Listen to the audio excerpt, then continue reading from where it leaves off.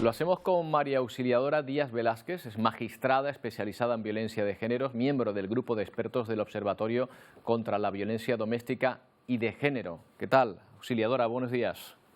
Hola, buenos días. Bueno, parece que hemos avanzado muchísimo en concienciación sobre violencia machista, también en protección, pero lo cierto estará conmigo en que produce desasosiego encontrarse con estas cifras de nuevo. ¿Qué es lo que ocurre? ¿Que tenemos unas expectativas a lo mejor demasiado altas o que hay algo que no estamos haciendo bien? Bueno, yo creo que el tema de la prevención es uno de los temas más importantes que tenemos que realizar en el ámbito de la violencia de género, ya que efectivamente existen una serie de ítems o de indicios que efectivamente todos los operadores jurídicos debemos conocer cuando estamos tratando con una víctima de violencia de género, ¿no? El hecho de que efectivamente, como acaba de ocurrir ahora en Tenerife, la víctima no haya querido mantener la denuncia en el procedimiento penal, pues supone en definitiva una desprotección por parte es decir, una desprotección que puede conllevar en algunas situaciones a que efectivamente se produzcan este tipo de resultados, ¿no? Tenemos que llevar a cabo unas instrucciones bastante adecuadas con la finalidad de que, a pesar de que en algunas ocasiones la víctima no quiera mantener la denuncia, se tiene que agotar totalmente la instrucción para evitar este tipo de resultados. Es decir, desconozco totalmente cuáles son las situaciones y las circunstancias propias de ese caso concreto, que por supuestísimo no voy a entrar en él, ¿no? Pero lo que está claro es que el sistema de protección, lo que todos conocemos como Biogen, y que el ministro acaba de manifestar de que es objeto de una profunda reforma, yo creo que es bastante importante, ¿no? Y sobre todo plantearnos el hecho de que la dispensa y por lo tanto el hecho de que la mujer tenga ese poder de disposición sobre el objeto del procedimiento es una de las cuestiones que tenemos que tratar con mayor profundidad, ¿no? Bueno, sobre el Y no Biogen. dejar en manos de ellas el tener que seguir o no seguir ese procedimiento penal, ¿no? Entiendo. Sobre el Biogen, como usted indica, ha hablado el ministro del Interior, que se muestra partidario de que se alerte a las mujeres que conviven con hombres con antecedentes de violencia machista. ¿Está de acuerdo? ¿Es una medida que sería legalmente aplicable?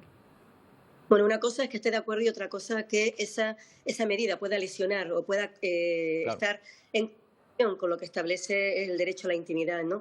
En ese sentido yo estoy totalmente de acuerdo en la posibilidad. Si legalmente se permitiera, yo estoy totalmente de acuerdo en la existencia de tipo de registros que efectivamente cogieran tanto a los maltratadores de violencia sexual como maltratadores de violencia en el ámbito de la violencia de género, ¿no? Pero el problema que nos encontramos, por un lado, es el derecho a la intimidad, por otro lado, una ley de protección de datos que en realidad colisiona con ese bien jurídico que sería el derecho a la intimidad en sí, ¿no? Entonces yo no sé, y debería ser objeto de estudio con mucho más detenimiento, ¿no?, si efectivamente la colisión entre la protección y ese derecho a la intimidad, pues prima la intimidad o por el contrario prima esa protección con la finalidad de que puedan ser públicos ese tipo de datos, ¿no? Hombre, si legalmente cabe, yo creo que estoy totalmente de acuerdo, pero el problema será determinar quién prevalece, el derecho a la intimidad o el derecho a la protección de esa mujer víctima de la violencia de género, a conocer, o esa potencial víctima, ¿no?, a conocer efectivamente que se encuentra y que está tratando con un maltratador o con una persona que ha sido condenada por violencia.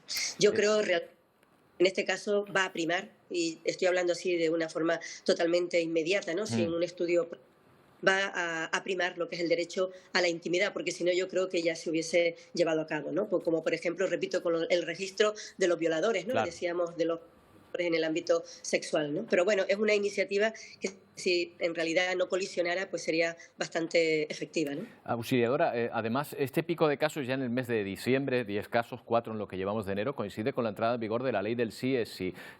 ¿Cree que esto viene a demostrar que hay cuestiones dentro de la ley que no funcionan o por contra es simplemente una coincidencia y a la ley hay que dejarle tiempo para ver su eficacia? Son cuestiones totalmente diferentes. Una cosa es la violencia que se ejerce en el ámbito de la pareja o expareja y otra cosa que es la Ley Orgánica de Garantías contra la Libertad Sexual, que nada tiene que ver con esto. Estamos hablando, hombre, nada tiene que ver, no, sí tiene que ver cuando cuando se produce violencia sexual en el ámbito de la pareja, ¿no? Es decir, son cuestiones totalmente diferenciadas.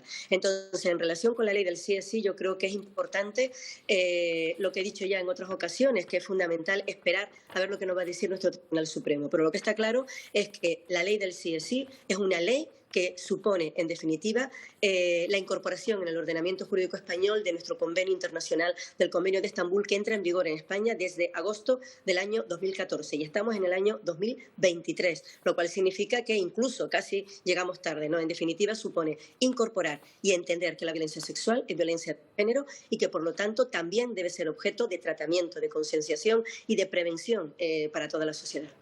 ¿Qué hace, en su opinión, que los agresores parezcan impermeables, por un lado, a la labor de concienciación que se está llevando a cabo desde todas las instituciones y, por otro lado, pues también a los intentos legislativos de penar o de castigar esas conductas? ¿Es una cuestión individual o es una cuestión del entorno?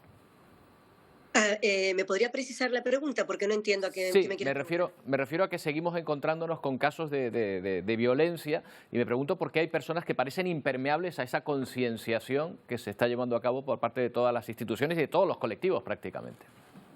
Hombre, sí, todos sabemos que ha habido un repunte, efectivamente, de un paso hacia detrás, ¿no? Es decir, empezar a entender otra vez que el tema de la violencia de género es un tema privado, que no es un tema público, entender que a lo mejor no es tan importante tratar este tema, el tema de la violencia de género, e intentar erradicarla, ¿no? Pero eso va un poco también pues con toda la concienciación social y los nuevos movimientos y negacionismos, ¿no?, que existen en relación con este tipo de temas y que no solamente aparecen en España, sino que aparecen en todo el mundo y también aparece fundamentalmente en Europa, ¿no? Es decir, el hecho de la extrema derecha, la aparición de esos partidos políticos, pues van a dar lugar a que efectivamente empiece de nuevo otra vez a cuestionarse cuestiones que ya pensábamos que se encontraban ya en el pasado y que habíamos olvidado, ¿no? Pero que realmente es un tema muy importante, es un tema social, no tiene nada que ver con el ámbito privado, es una cuestión que nos afecta a todos como sociedad y, por supuesto, como un Estado democrático y social de derecho, que es como es España, ¿no? Y que, por lo tanto,